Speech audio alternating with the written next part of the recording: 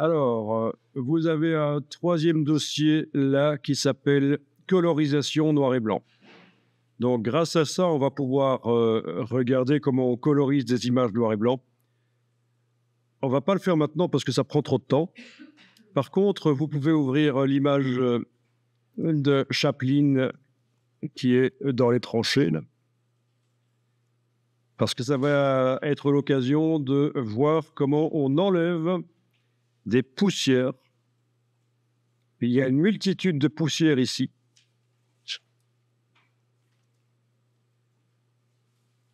Sur la photo. Alors, c'est des poussières blanches. C'est bizarre, ça, hein? Pourquoi? Parce que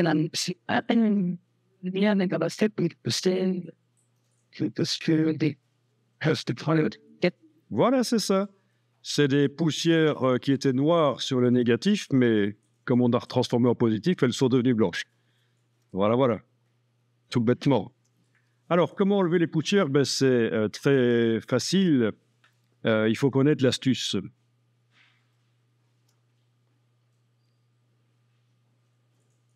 Alors, on va utiliser la palette historique, menu fenêtre historique. Donc, c'est une palette qui vous montre toutes les opérations qu'on fait sur des images. La palette historique, menu fenêtre historique. On va aller augmenter le nombre de fois que dans Photoshop, on peut aller en arrière.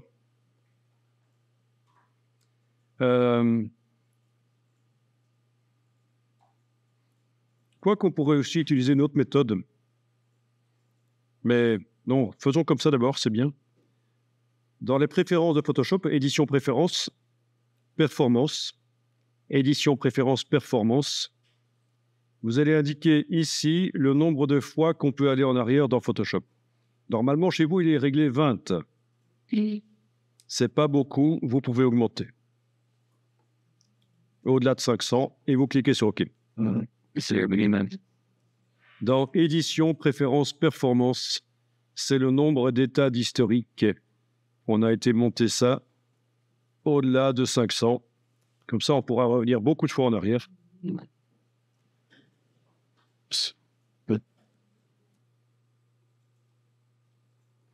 Et alors, on va aller chercher un filtre qui enlève les poussières. Menu filtre bruit. Alors, le bruit, c'est quoi? Vous le savez, hein, c'est des parasites. Quand on parle de son, le bruit, on sait très bien ce que c'est. Quand on parle d'image, ce sont des parasites. Ça peut être du grain, des poussières. Filtre bruit anti-poussière. Et là, vous avez un rayon à régler et les poussières disparaissent. Non, ici, on ne le fait pas par calque. Et on pourrait aussi utiliser les calques, mais ici, on ne le fait pas par calque. Filtre bruit anti-poussière, OK. Et voilà, les poussières ont disparu. Mais le détail a disparu aussi à certains endroits. On va aller le réinjecter à certains endroits, le détail. Parce qu'on obtient finalement un truc un peu grumeleux. Ça se voit surtout là où il y avait du détail. Ça se voit moins là sur les surfaces unies, mais là où il y avait des détails, ça se voit que c'est devenu un peu grumeleux comme image. Bon. Et alors, ceux qui ont fait la formation précédente, je pense qu'on avait vu ça, l'historique, on va indiquer qu'on va injecter dans l'image ici l'image telle qu'elle était à un certain moment, c'est-à-dire au moment où on l'a ouverte. Bon, ceci dit, si vous laissez l'icône là-dessus, sur l'instantané qui s'est créé à l'ouverture de l'image, c'est bon aussi. Sinon, ça. Soit ça, ça va permettre d'injecter l'image telle qu'elle était au moment d'ouverture avant que je fasse le filtre anti-poussière. C'est l'image avec les poussières, ça. Mais c'est aussi l'image avec les détails. Donc, vous avez vu que la ligne qui est activée dans la palette historique, c'est toujours anti-poussière. Et je suis allé sur la case en phase d'ouvrir, j'ai cliqué. Et je prends l'outil d'injection d'historique, donc la forme d'historique, en mode normal, opacité 100%. Et je passe avec la brosse sur les objets qui doivent récupérer du détail.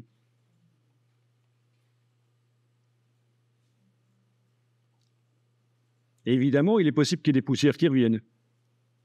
C'est pas impossible. Ah oui, hein. Donc c'est vous qui voyez.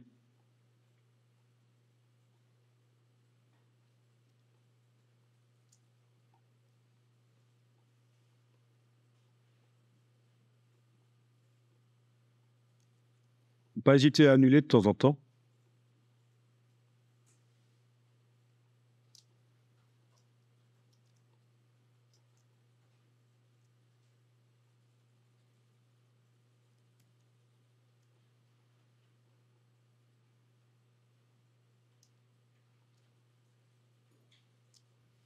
Bon, ça c'est une technique.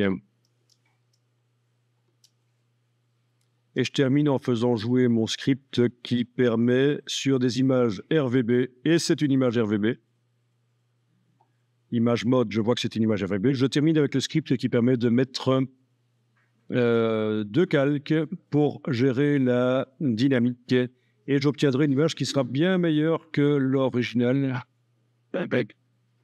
Ouais.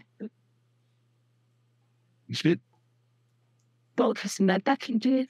Non, ça rentre dans le...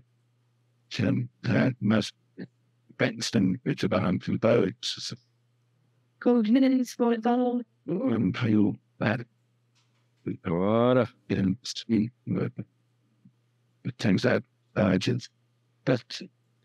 Voyez la différence?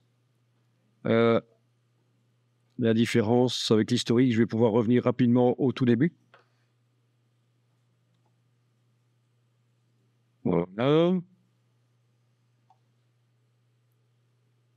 Voilà. On passe de ça à ça.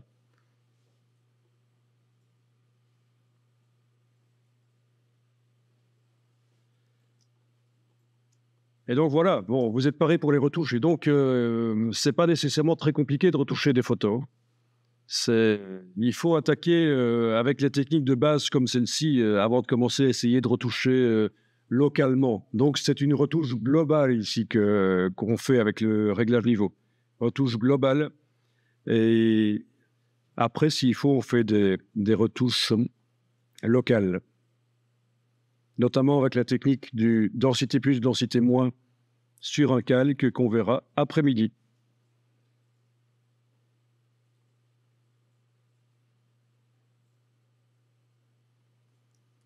Donc, pour ceux qui veulent démarrer de mon travail, c'est l'adresse ici pour télécharger le fichier que j'ai retouché de Chaplin. Et on va continuer sur ce fichier.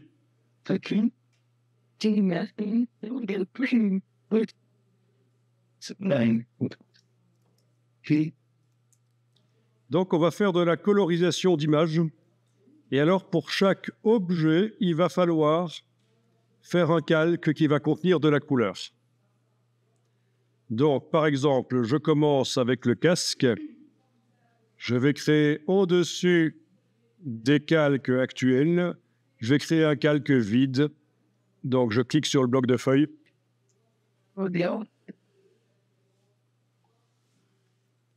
Et sur ce calque vide, je vais aller mettre la couleur d'un des objets. Ben, par exemple, ici, ça va être le casque. Vous n'êtes pas obligé de renommer les calques, évidemment. Ici, je le fais pour la démonstration. Comme ça, on sait que c'est le casque. Et donc, vous allez dessiner avec une couleur au pinceau tout à fait normal. Donc, pinceau normal. Mode d'application normal, opacité 100%. La netteté, ça va être plutôt net. Et la couleur, vous pouvez prendre ce que vous voulez. Voilà. Alors, allez-y. Voilà. Alors, vous voyez que la couleur est recouvrante. Par contre, oui, ben, elle est recouvrante parce que la couleur arrive en mode normal sur le calque. Donc, recouvrant.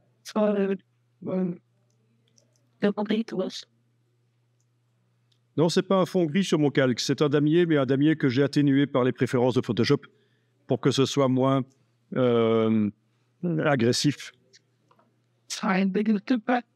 Bon, alors le calque, lui, va passer en mode couleur, c'est-à-dire qu'il ne va modifier que la couleur qui se trouve en dessous de lui. Donc c'est ça la subtilité, le pinceau est en mode normal, mais le calque qui reçoit le pinceau, lui, il va être en mode couleur. Donc à la place de normal pour le calque, vous passez en mode couleur. Et dès que vous faites ça, vous allez voir que ça se mélange avec ce qui est en dessous.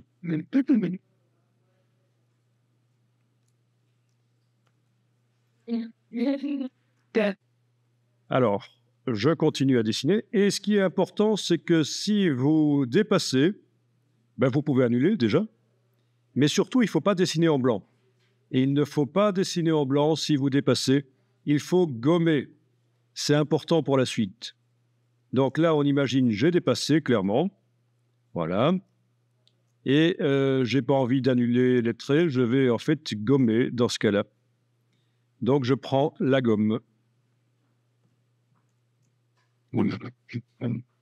La gomme, c'est comme le pinceau, il y a le diamètre, il y a la dureté. Donc, c'est CTRL-ALT et clic droit de la souris du PC. CTRL-ALT et clic gauche de la souris du Mac. Et je gomme.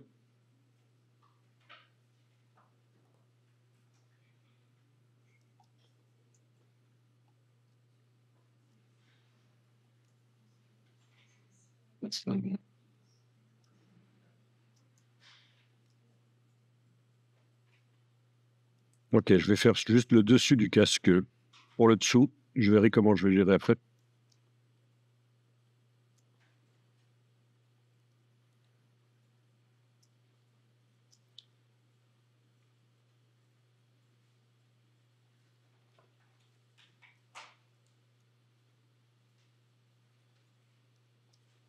Alors, quand il s'agit de coloriser des films qui bougent, il y a des logiciels spécialisés pour ça.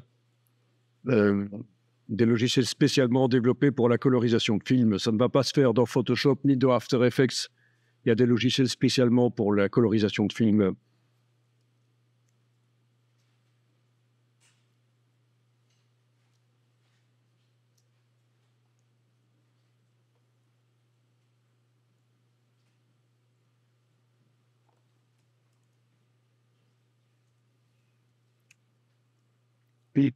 Bien, vous enregistrez le document.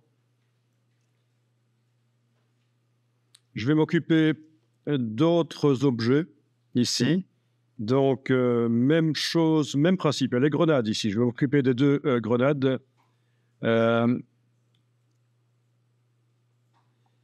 Je clique une fois sur le bloc de feuilles dans le bas de la palette de calque. Ça crée un calque vide et ce calque vide, je vais coloriser la grenade.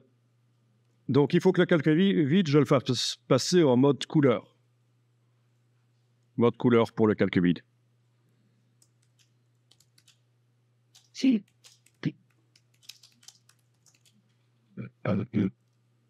Encore une fois, je nomme, mais vous n'êtes pas obligé de renommer. Les calques, c'est pour la démo que je les renomme.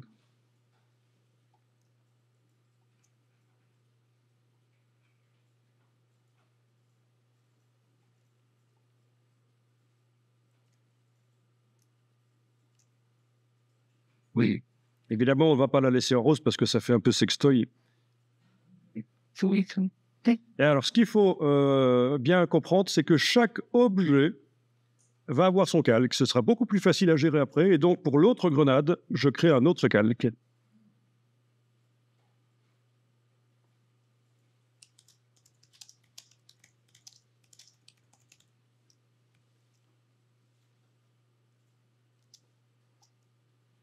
Donc, ceci vous apprend à coloriser des images noir et blanc, mais c'est également l'occasion de travailler avec les calques et de manipuler les calques et d'apprendre comment ça marche.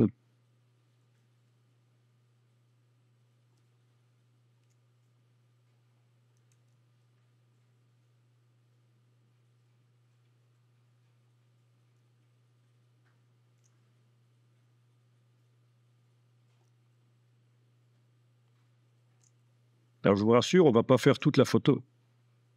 On va juste comprendre comment ça marche et puis ce sera bon. On passera à autre chose.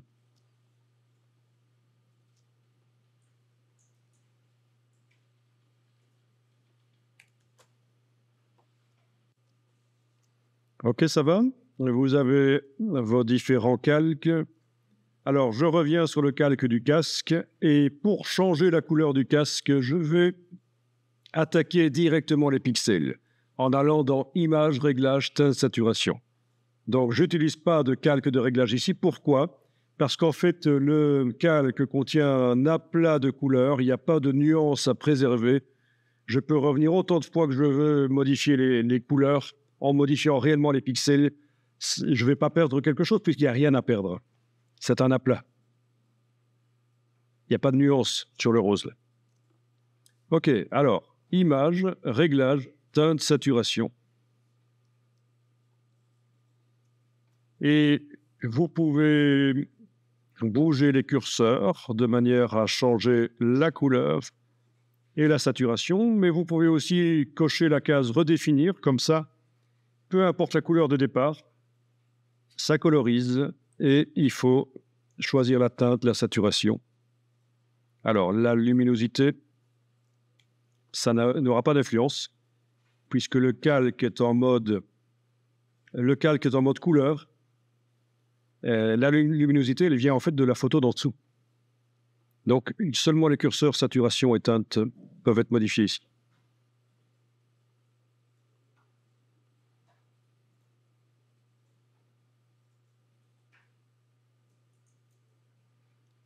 Alors, c'est difficile de trouver la bonne couleur, étant donné que le contexte est en noir et blanc.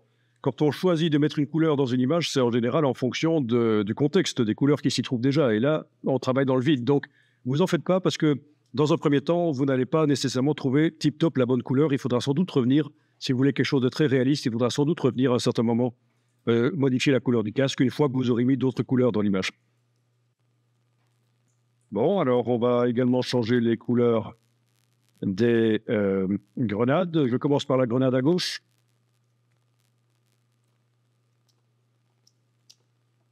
Donc, je fais un CTRL U, CTRL U, parce que je ne vais pas chaque fois aller dans le menu. C'est le raccourci, CTRL U, le raccourci de teinte saturation. Bon. Commande U sur le Mac, CTRL U sur le PC. Je coche la case redéfinir et je bouge de manière à obtenir la couleur.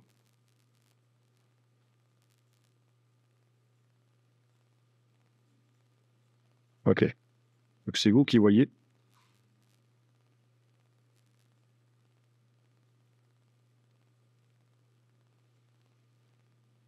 OK.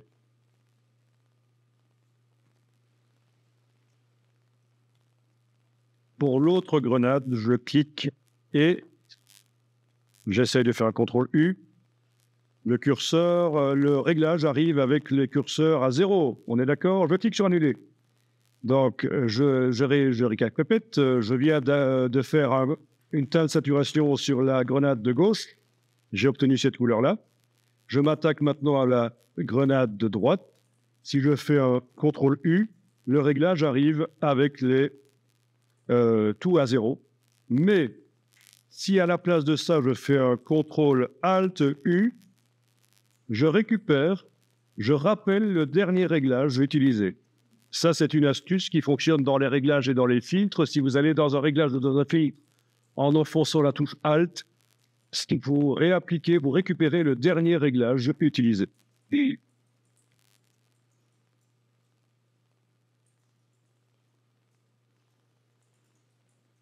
Voilà, ce qui me permet d'avoir rapidement la même couleur sur l'autre grenade.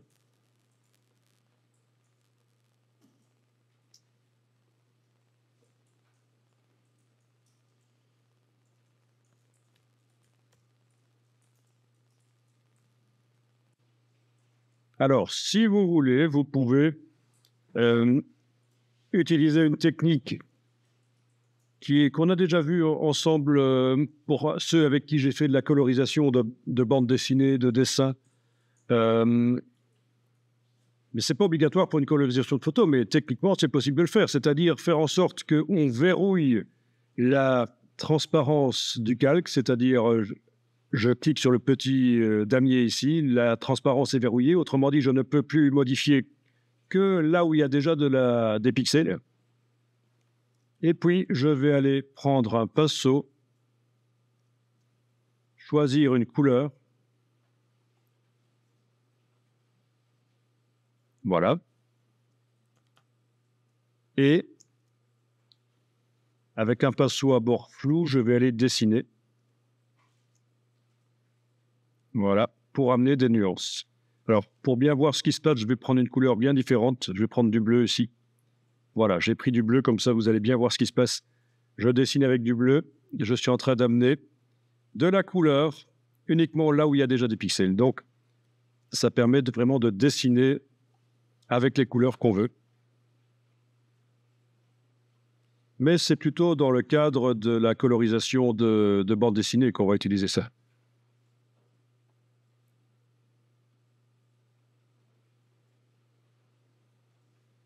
Enfin, ça va vous permettre de mettre des nuances, si vous voulez, en plus. Vous avez fait comment? Donc, je récapépète, je vais faire pour l'autre grenade ici. Je verrouille la transparence et je viens juste dessiner au pinceau. Voilà, je viens de faire un trait là, vous voyez? Là, je fais un trait et j'amène de la nuance. Je vais prendre une autre couleur un peu plus foncée ici. Alors, on peut se mettre au point un nuancier. Le nuancier de Photoshop ne sert pas souvent, mais là, il pourrait servir. Voilà. Oui, ça commence même à devenir un peu réaliste au niveau de la couleur. On arriverait même à croire que c'est réellement la couleur d'origine, si c'est du cuivre que j'essaye de reproduire.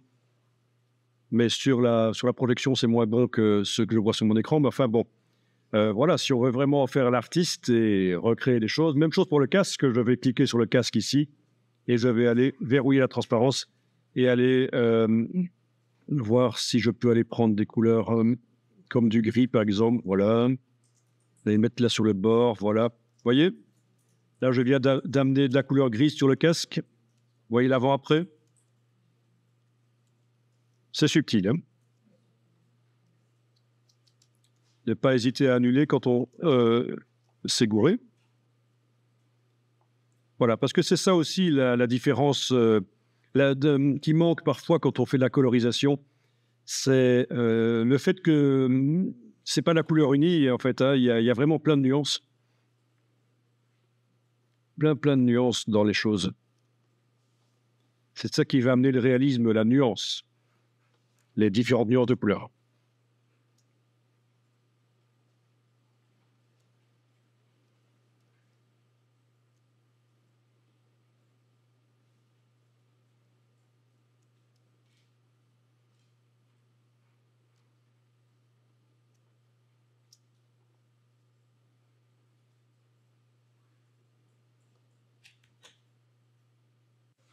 Alors là, je vais faire le manteau. Alors, le manteau se situe derrière la grenade. Ben oui, à l'avant-plan, ici, j'ai cette grenade-là. Donc, pour m'éviter du travail inutile, ce serait logique d'aller faire un calque vide qui se situe sous la grenade qui est à droite sur l'image, là.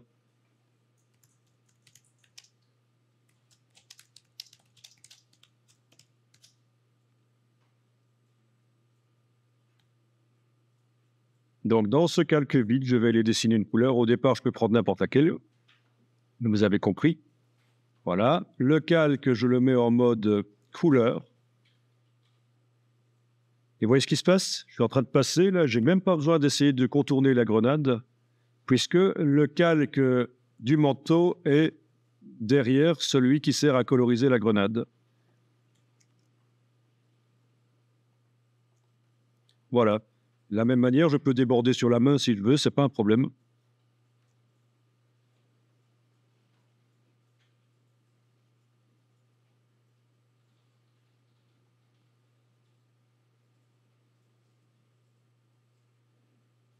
Alors c'est important de gommer puisque après, vous avez vu qu'on verrouille la transparence. Et si vous avez mis du blanc à la place de gommer, vous allez arriver à dessiner sur là où c'est blanc.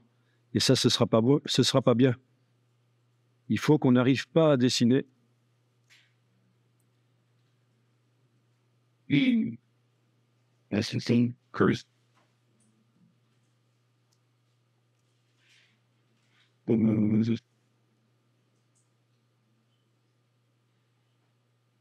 Alors, c'est intéressant de connaître les raccourcis clavier des outils. Donc, pour le pinceau, vous survolez, vous avez la fobule, c'est la lettre B, comme brush. Et pour la gomme, c'est la lettre E, comme eraser, donc effaceur.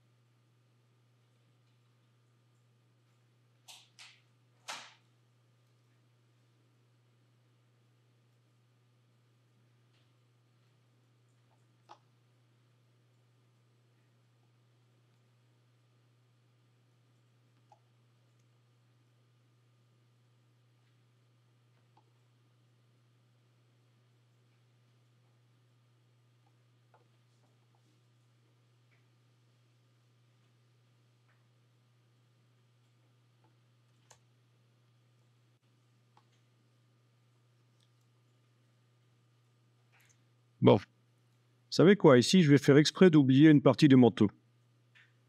Voilà. J'ai oublié une partie du manteau. Regardez bien, ça va vous aider vraiment. Et je vais modifier la couleur du manteau. Donc, CTRL U. Je coche la case colorisée. Voilà. Je choisis la couleur du manteau. OK. On va dire que ça a l'air pas mal. Je vais quand même faire assez visible pour la démo. OK. Ça va être la couleur du manteau. Bien. Et là, j'ai un problème. Je me rends compte, tiens, j'ai oublié de faire une partie du manteau. Alors, que faire? Je vais dessiner quoi? En rose? Avec le pinceau, là, en rose? Ben non. Il faut que je dessine avec la même couleur que celle qui s'y trouve actuellement. Et donc, l'astuce, c'est de temporairement faire passer... Alors, d'abord, il faut que je vois avec la pipette. Là, voilà. Oubliez l'histoire de temporairement faire passer. Vous prenez la pipette, et il faut que la pipette soit réglée en option échantillon du calque sélectionné. Autrement dit, ça va aller prélever la couleur qui est là, indépendamment de ce qui se trouve en dessous. C'est-à-dire, là, j'ai plein de nuances de bleu, mais quand je clique, c'est vraiment une couleur que je s'élève. Voilà. Donc, c'est ça l'astuce. La pipette doit être en échantillon calque sélectionné, parce que si vous la laissez en échantillon tous les calques, quand vous cliquez, suivant l'endroit où vous cliquez, vous avez une couleur différente qui arrive dans le nuancier, là. D'accord? C'est pas bon. Il faut vraiment que je sélectionne la couleur unie qui est sur le calque, et donc c'est échantillonné le calque sélectionné. Vous avez ça aussi, je suppose? À partir du moment où vous avez prélevé la couleur, vous prenez le pinceau et vous pouvez continuer à dessiner sur ce calque pour ajouter ce que vous aviez oublié.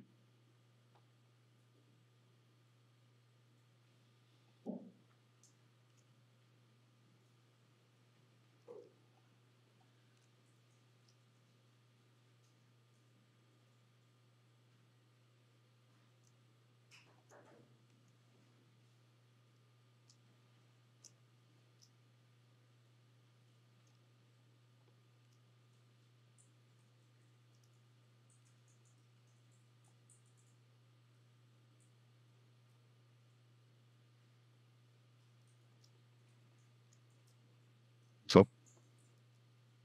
CTRL U sur le PC, commande U sur le Mac pour changer la couleur.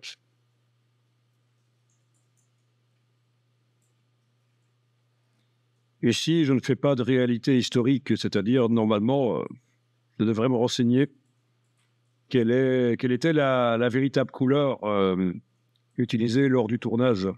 Ça, il y a des documentations qu'il faut aller rechercher.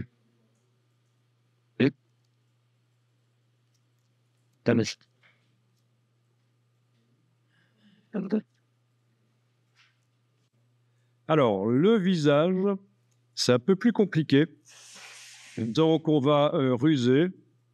On pourrait le coloriser comme on a fait le reste, mais on va quand même faire ceci. Vous allez enlever les yeux en face des calques de couleur. Donc, vous faites un clic et glisser. Vous savez que quand vous faites un clic et glisser sur les yeux, là, ça les enlève ou ça les met. Hein.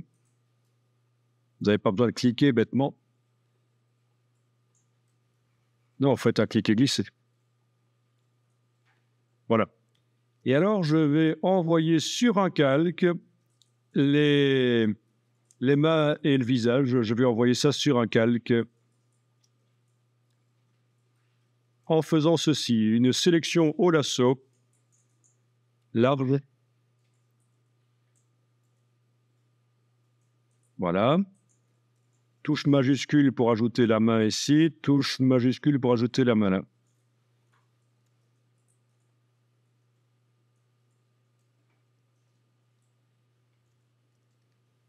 Et alors, où se trouve ce que je veux copier? Ça se trouve dans le calque d'arrière-plan. Ben oui, les pixels qui font la main, le visage, les mains et le visage, ils sont dans le calque d'arrière-plan. Sauf que le calque d'arrière-plan, là, je le vois modifié par des réglages. On est d'accord? Vous voyez le calque d'arrière-plan, là, qui est brun, sans contraste. Il a été modifié, déjà, il a été amélioré par les deux réglages qu'on a ici. Bon. Donc, ce que je veux copier, c'est ce que je vois là, c'est-à-dire le calque d'arrière-plan modifié par les calques de réglage. Et pour ça, il y a une fonction très intéressante que vous devez connaître, c'est le copier avec fusion. Édition, copier avec fusion, ça vous copie les pixels tels que vous les voyez là sur l'écran. Édition, copier avec fusion. Donc, autrement dit, ça fait la copie, la combinaison de ces trois calques ici, en fait. Hein. Donc, peu importe le calque qui est activé au moment où vous faites l'édition copier avec fusion, ça va fonctionner. Puisque ça copie ce qu'on voit là.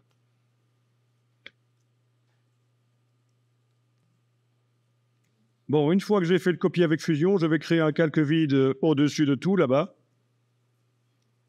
Voilà, un calque vide qui a été créé, que je peux appeler visage et main, si je veux. Mais encore une fois, c'est juste pour la démo. Dans la vraie vie, je ne donnerai pas un nom au calque. Et donc, sur le calque ici, je vais coller ce que j'ai été copié avec fusion. Menu édition, coller. Voilà. Donc, ce que j'avais été copié a été collé. Alors, vous savez que dans Photoshop, on peut afficher temporairement uniquement un des calques. En cliquant sur l'œil ici avec la touche Alt, je vais afficher seulement ce calque-là. Si je reclique dessus avec la touche Alt, ça réaffiche les calques qui étaient affichés juste avant, les trois d'en bas. Donc ça, c'est intéressant comme raccourci, n'afficher temporairement qu'un des calques avec la touche Alt en cliquant sur l'œil. Et donc, vous voyez que ça a bien collé la version, la bonne version, ce qu'on voit en fait. Hein. C'est la copie avec fusion. OK, alors, si je voulais pouvoir modifier le visage et les mains différemment, là, je vais faire Alt et cliquer avec la touche Alt sur l'œil pour ne voir que ça, en fait. Hein. Ce sera plus simple pour l'explication. Si je voulais pouvoir modifier différemment les mains et les visages, ben actuellement, ça va être difficile parce que tout est sur le même calque. Donc, je vais pouvoir transférer, par exemple, les mains sur un autre calque. Ou le visage sur un autre calque, peu importe. C'est l'occasion de rappeler cette fonction. Avec le lasso, sur ce calque-là, je vais entourer, par exemple, le visage.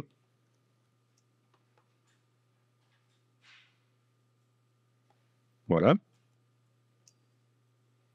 Et je vais l'envoyer sur un nouveau calque en faisant menu calque en haut de l'écran, nouveau, c'est la première ligne, nouveau quoi? Nouveau calque par coupé. C'est majuscule CTRL-J. Et voilà, le visage a été sorti du calque d'en dessous, il a été envoyé sur un nouveau calque. Fonction très intéressante à connaître, ça va vous sauver la vie. Merde. Ben oui, donc l'exercice ici est l'occasion de revoir plein de choses qui servent aussi dans un autre cadre. Et là, je réaffiche les 3 calques d'en dessous. Voilà. Bon, alors, le visage, je vais le modifier comme ceci.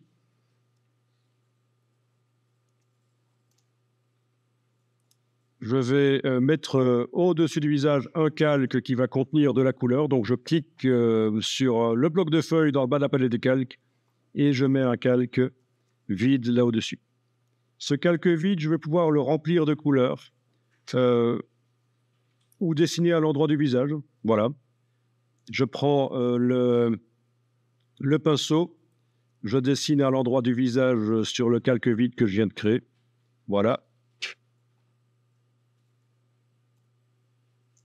D'accord?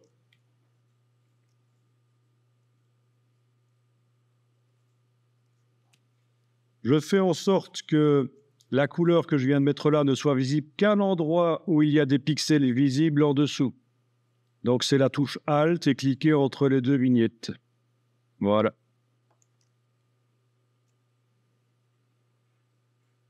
D'accord? Par rapport à avant, voilà. Donc, la couleur qui est sur le calque du dessus n'est visible que là où il y a des pixels visibles dans le calque d'en dessous. Je fais en sorte que ce calque se mélange avec les pixels d'en dessous. C'est donc, à la place du mode normal, le mode couleur. Voilà. Et le mode couleur.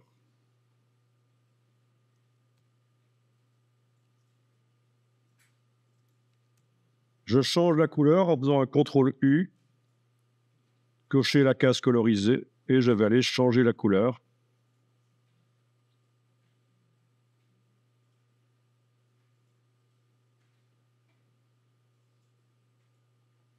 Voilà.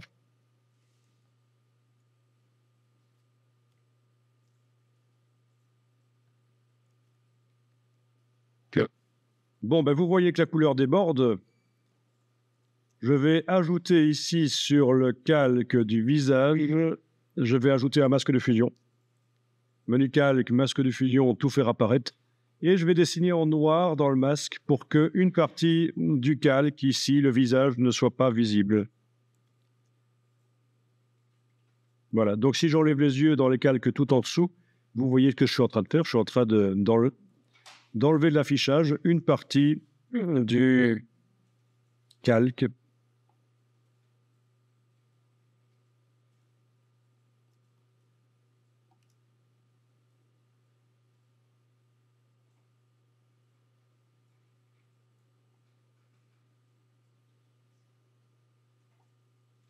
Si j'ai trop fait disparaître, je dessine en blanc dans le masque de fusion.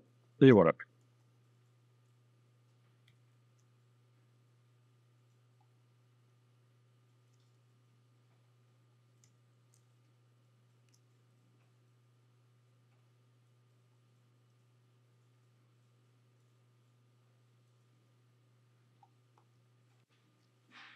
D'accord? Et alors là, on se dit, mais pourquoi avoir procédé comme ça? Parce qu'on obtient la même chose que ce qu'on obtenait quand on a colorisé le vêtement, les grenades, etc.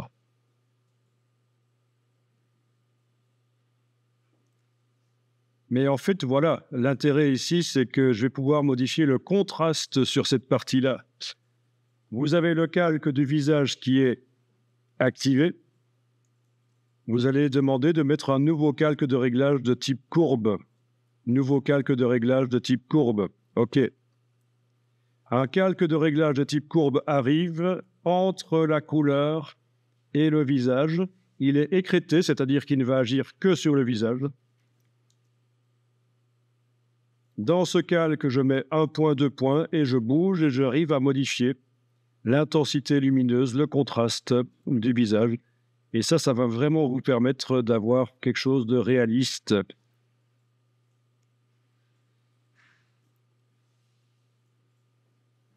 Vous allez vraiment pouvoir contrôler les parties les plus importantes de la photo, particulièrement tout ce qui est peau et visage a besoin quand même d'être contrôlé de manière euh, à augmenter le réalisme, en fait. Voilà. C'est un calque de réglage, on peut le modifier autant de fois qu'on veut. Ça marchera toujours. Je peux réactiver le calque du dessus et encore aller modifier la couleur, bien entendu. Tout est possible, voire même dessiner au pinceau sur le calque du dessus avec différentes nuances.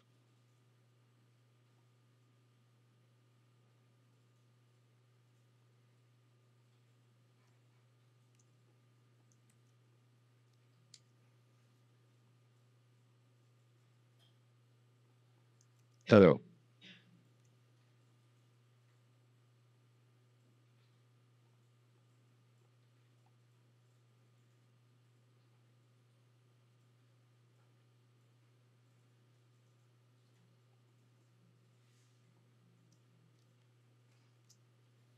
allez corriger les couleurs par teinte saturation.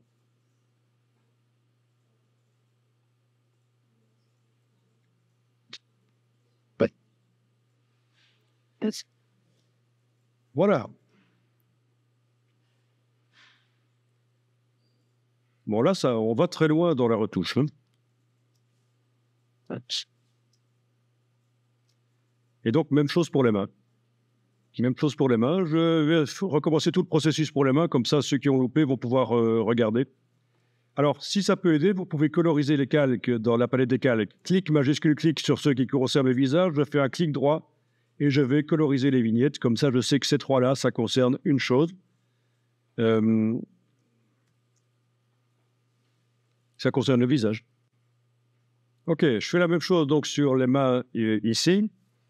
Je crée, je vais le faire vite, hein, comme ça, c'est un petit rappel. Je crée un calque vide au-dessus du calque des mains.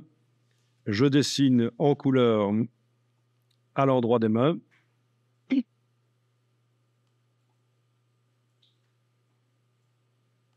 Voilà.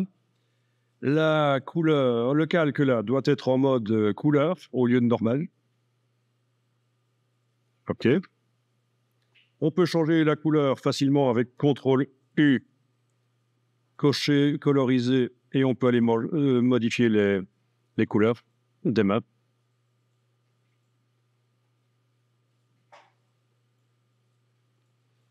On ajoute sur le calque des mains ici un... D'abord, on fait en sorte que la couleur ici n'agisse que sur les mains. Touche Alt. On ajoute un masque de fusion. Ceci peut être scripté pour que ça aille plus vite pour le faire, en fait. Hein. Si vous devez faire souvent ça, vous pouvez scripter la création du calque au-dessus, là, du fait qu'il soit écrété et la création du masque de fusion. Il suffira d'appuyer sur un raccourci clavier et ça le fait tout seul, vous le savez, que ça marche comme ça.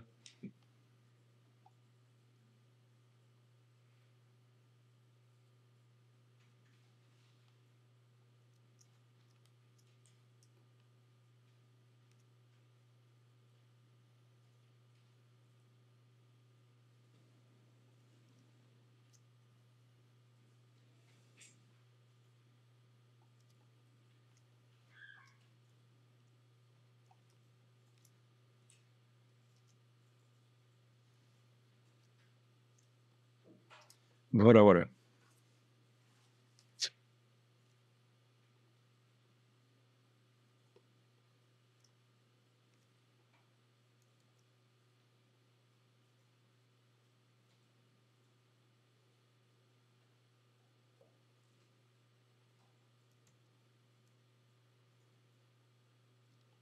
Ouais, finalement, quand on affiche le reste, on voit que ça fonctionne pas trop mal, la colorisation.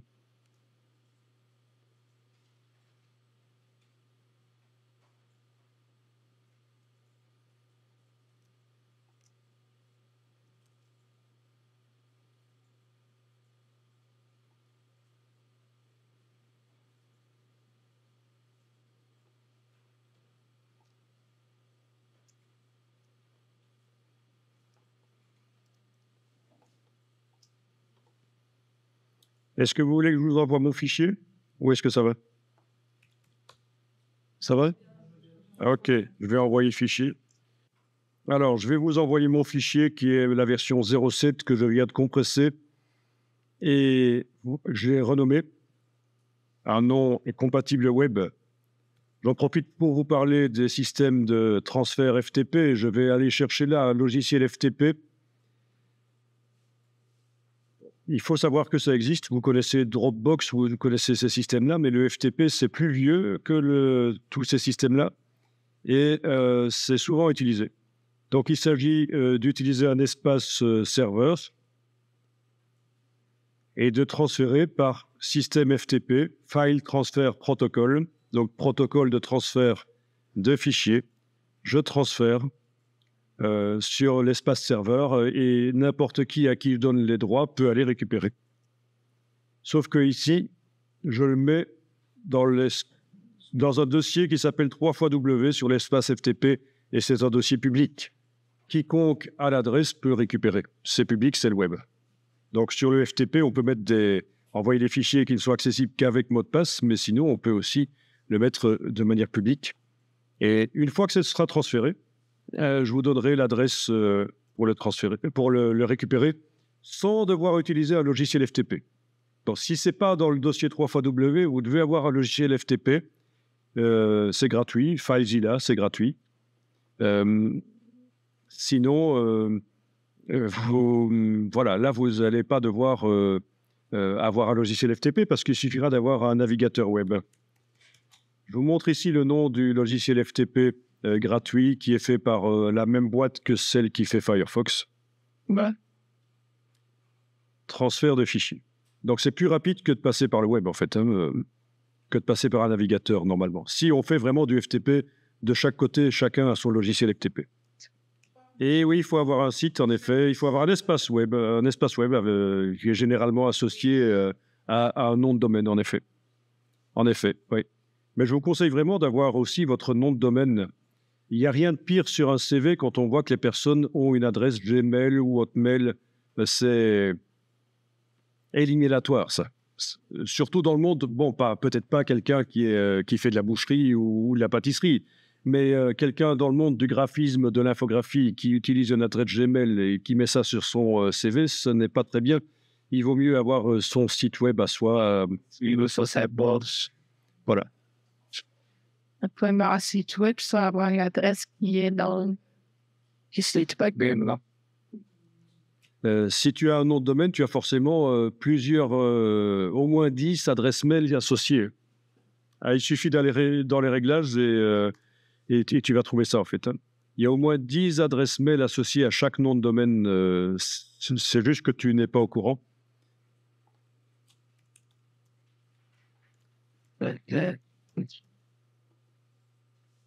Ça fait partie du package.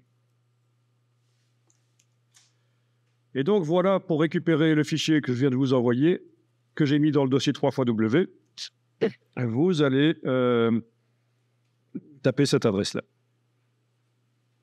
Donc, c'était l'occasion de parler du FTP parce que ça fait partie du boulot, le transfert de fichiers. Et donc, si vous avez un espace web avec... vous installez un logiciel FTP qui vous permet de gérer l'envoi de fichiers, la récupération de fichiers sur cet espace web. Et vous pouvez même créer un dossier qui est pour un client. Le client, uniquement celui-là, va avoir accès à ce dossier-là. Il va pouvoir aller chercher des choses, voire même déposer des choses. Ça peut être... c'est plus sérieux que le mail ou le Dropbox ou le WeTransfer. C'est un niveau au-dessus, au niveau professionnel, le FTP. Et alors, un espace web, ça coûte une trentaine d'euros par an avec un nom de domaine. C'est un espace qui sera dans les 25 gigas, je pense. Oui, 25 ou 50. Ça évolue tout le temps, ça n'arrête pas de grossir parce que les performances n'arrêtent pas de grimper. Donc, pour le même prix, on a des espaces web de plus en plus gros maintenant.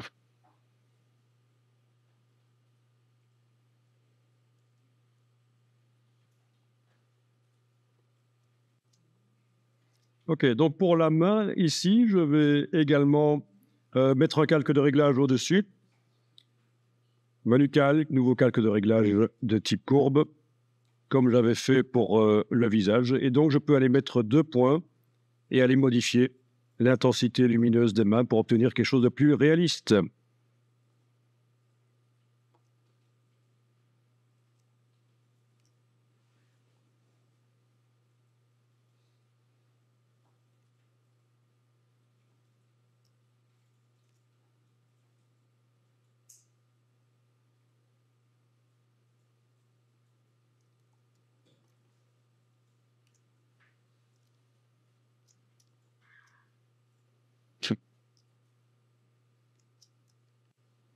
Alors, je vais également ici activer les calques qui concernent la main et faire un clic droit et leur donner une couleur. Comme ça, je vois clairement que ces 3 calques-là fonctionnent ensemble. Et les 3 autres, là, les jaunes, fonctionnent ensemble aussi. Alors, je vais rapidement maintenant donner une couleur à tout le fond, parce que je n'ai pas envie de m'amuser. Je vais rapidement, tout le fond, l'arrière, le personnage, tout ce qui est derrière va avoir une couleur. Et puis, je vais vous montrer un truc super intéressant, c'est les outils densité plus, densité moins. On avait déjà vu hier quand on a fait une sélection sur des arbres. Mais une méthode plus moderne, on ne va pas utiliser ces outils, on va utiliser un calque à la place. Et donc, ce sera modifiable autant de fois qu'on veut, ce sera dynamique. On pourra modifier ça autant de fois qu'on veut. Et ça va permettre de régler donc l'intensité lumineuse dans la photo, de rendre une partie de la photo plus sombre, plus claire, vraiment modeler les lumières de la photo. Donc, mes premières choses, je vais mettre sous les couleurs actuellement mises, hein, le casque, le manteau, etc. Je vais aller créer un nouveau calque. Donc, vous savez que c'est CTRL-clic si on veut faire un calque en dessous de celui qui est activé. Voilà. Donc, entre la photo et ses calques de réglage niveau et teinte de saturation, entre la photo et les couleurs que j'ai déjà mises, j'ai fait un nouveau calque que je vais appeler le fond. Voilà, le fond.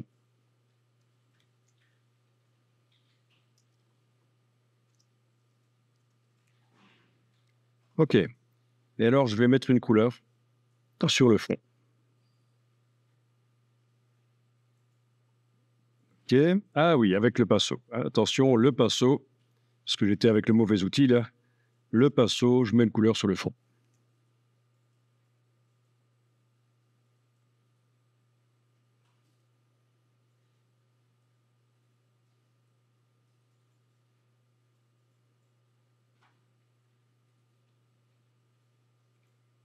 OK. Le calque en mode couleur. Voilà.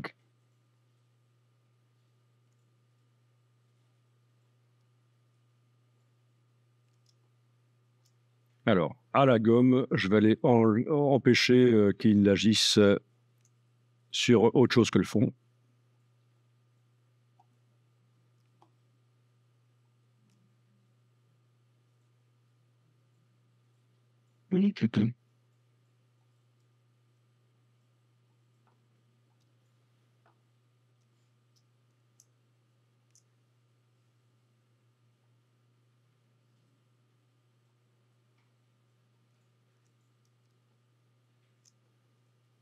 Ça va?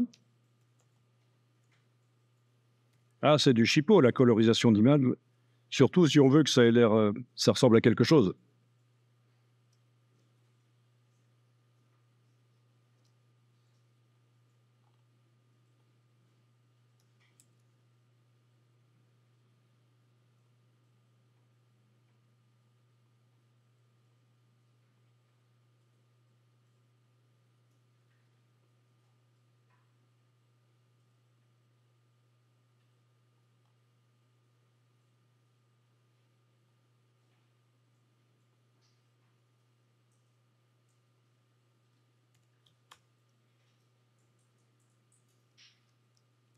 Voilà. Et avec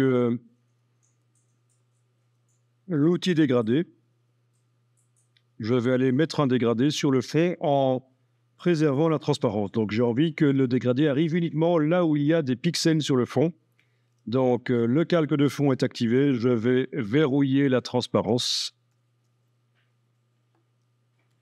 Voilà.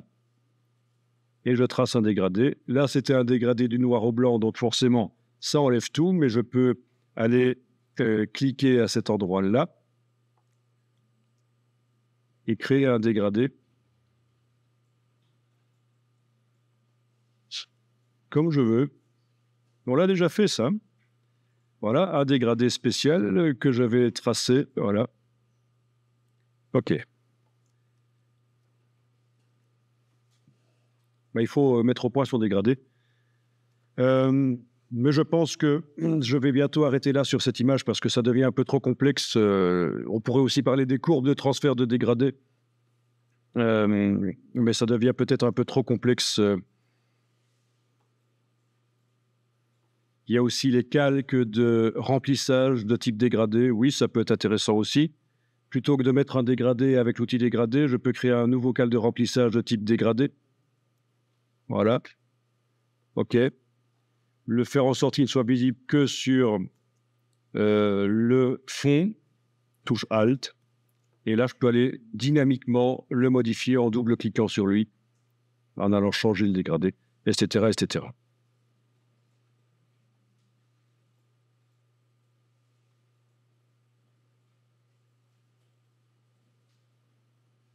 Donc, si vous voulez tester ça, c'est menu calque, nouveau calque de remplissage, fond en dégradé. Menu calque, nouveau calque de remplissage, dégradé. Ça fait un calque dégradé.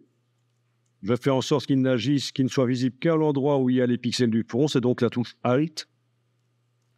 Si je double-clique sur sa partie gauche, ça ouvre une boîte. C'est un dégradé dynamique, modifiable. Et je peux aller changer comme je veux les couleurs.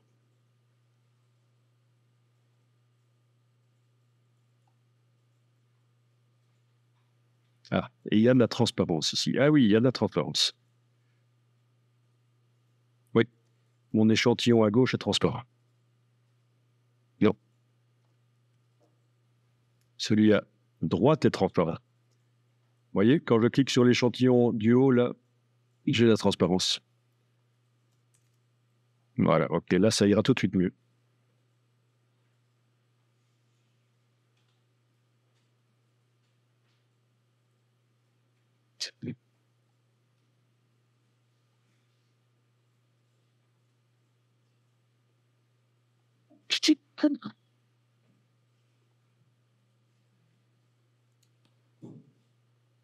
Voilà. Etc., etc. OK, on va aller modifier maintenant le modelé de la lumière dans cette image. Alors, si ça n'a pas fonctionné pour vous, cette dernière chose, le fond, vous enlevez l'œil en face et la suite marchera tout aussi bien. Si vous n'avez pas réussi à faire le fond, si c'est foireux, si c'est toujours rose ou quoi, vous enlevez les yeux et c'est bon. Si vous avez le fond en noir et blanc, pour ce qu'on va faire ici, ça ne marche pas. Alors, ce qu'on va voir maintenant fonctionne sur n'importe quelle photo. Même une photo que vous venez d'ouvrir, là, vous avez pris une photo, vous l'ouvrez, vous allez pouvoir modeler les lumières grâce à la technique qu'on va voir ici. Donc, vous cliquez sur le calque qui est tout au-dessus de votre système et on va faire un nouveau calque. Donc, menu de la palette des calques, nouveau calque. Ah oui, parce que là, je voudrais avoir les options. Ou alors, vous cliquez sur le bloc de feuilles en enfonçant la touche Alt, ça revient au même. Vous avez les options qui apparaissent. Pouvoir choisir différents paramètres pour ce nouveau calque. Donc, soit touche Alt, bloc de feuilles, soit menu de la palette des calques, nouveau calque. Et alors, je fais en sorte que le calque soit directement en mode incrustation. À la place de normal, je dis qu'il va être en mode incrustation. Et je vais cocher l'option couleur neutre pour le mode incrustation. OK. Voilà un calque rempli de gris, 50% de gris, la couleur neutre pour le mode incrustation. Et il est en mode incrustation.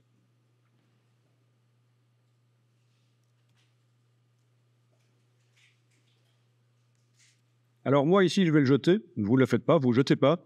Juste pour vous montrer que si je crée un calque vide tout à fait normal en cliquant sur le bloc de feuilles, donc voilà, j'obtiens un calque vide normal, je peux très bien le faire passer en mode incrustation. manuellement. Voilà. Et le remplir de gris à 50%. Édition remplir avec 50% de gris. OK. Donc, j'obtiens exactement la même chose. Alors, le principe, c'est celui-ci. Je vais devoir aller choisir différentes nuances de gris. Alors, vous êtes dans C6, vous n'avez pas la palette couleurs évoluée telle qu'elle existe maintenant dans CC. La palette couleurs ici est évoluée telle qu'elle existe dans CC. Vous voyez, ça, c'est une palette couleurs. Pour choisir la couleur, c'est quand même bien ça. Mais vous ne l'avez pas, c'est dans C6. Donc, vous avez une palette couleurs qui va ressembler à...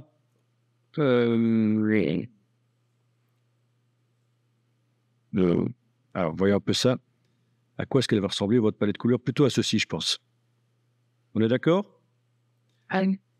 Alors, allez-y, fenêtre couleur. Est-ce que vous voyez quoi? Des curseurs RVB ou RVB? Eh bien, dans le menu, vous allez choisir niveau de gris. Voilà. Ah oui, choisissez même ici échelle de gris. Ce sera encore plus intéressant. Échelle de gris. Donc, à la place du spectre couleur, vous avez un spectre gris, en fait. Et alors, le principe, c'est que je vais dessiner au pinceau dans ce calque qui sert à modeler les lumières. Et si j'amène du gris plus foncé que 50%, ça va assombrir. Si j'amène du gris plus clair que 50%, ça va éclaircir. Je vous montre. Je prends le pinceau et je choisis du gris foncé. Pas très foncé, mais quand même, voilà, 60%. Là où je passe, eh bien, ça va assombrir. Voilà. OK. Là, je prends encore plus foncé. Bon. Vous voyez, je suis en train d'assombrir le fond en amenant du gris foncé. Oui, finalement, j'ai dû augmenter le pourcentage de foncé du gris. Je suis à 80%. Mais voilà, j'arrive à modeler vraiment la photo. L'avant-plan ressort plus en étant clair comme ça. Là, je suis en train de travailler avec une brosse à bord flou, évidemment, pour que le réglage que je fais s'intègre bien. Si j'enlève l'œil en face du calque et que je le remets, vous voyez que ce que ça fait, ça assombrit le fond. OK. Encore plus sombre, je prends encore plus sombre et je passe sur le dessus. Là, ça devient encore plus sombre. OK. Je veux éclaircir le personnage, notamment le visage. Je prends un gris plus clair. Je vais aller travailler. Ah, ça, c'est un peu trop. J'annule. Pas si clair que ça. Non.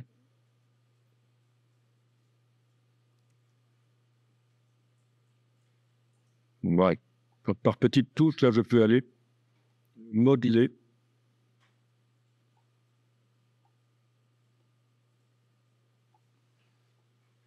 Voilà, voilà. Ça demande du boulot pour faire quelque chose de bien.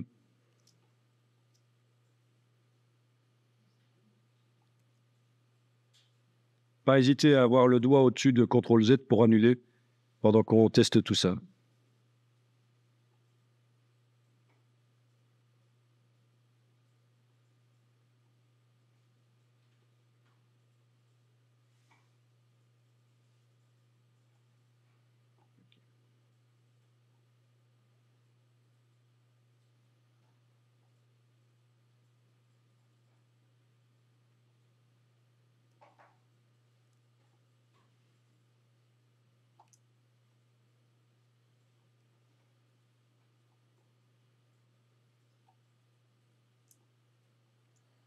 OK, après, bon, c'est vous qui gérez parce que ça devient un peu de l'artistique.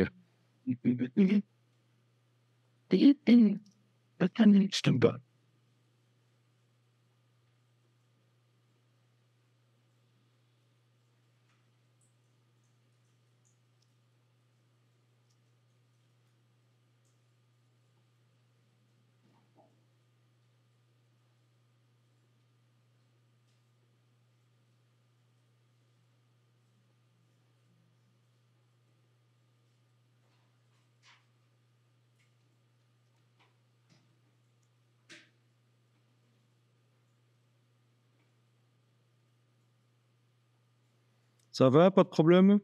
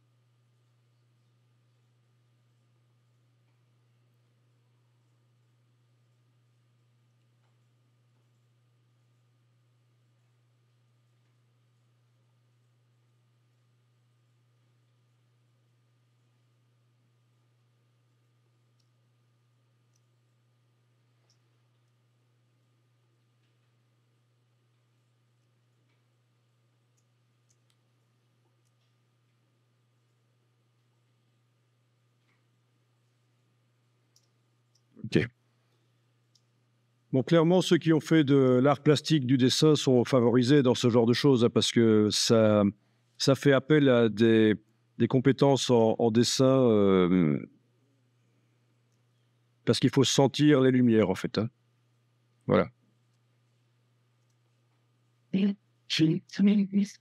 Ok.